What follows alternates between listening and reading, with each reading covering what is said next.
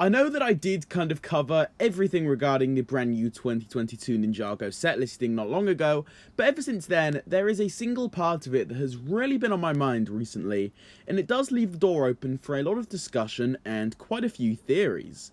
If we look through the set list, there's a common trend. We have a bunch of Evo sets, and while we do have a pretty good idea on what these are going to be, there is one Evo set that leaves us completely in the dark. That set is Lloyd's Evo Racing Car. Now, at a first glance, that just sounds like we are going to be getting yet another generic car. This time though, it's for Lloyd. But when you also take into account the description of this particular set, we can know that the writer of this page labelled it as a new edition of the Ninja Nightcrawler set from 2018. And that was of course a set from the Sons of Garmadon wave. That small piece of information alone really does leave us in the dark. If we take a look at where Legacy is currently at, it's at around the Season 4 to Season 5 era of Ninjago.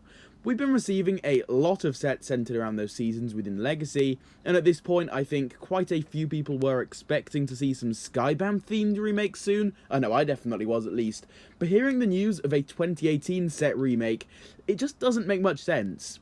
If we are going to assume that the writer of this article did get the information right, we can assume that LEGO is making a very bold decision here and is already starting to remake sets from the 2018 period for Ninjago, which really wasn't that long ago at all. So for them to do this, it does leave a lot of doors open for speculation on its own.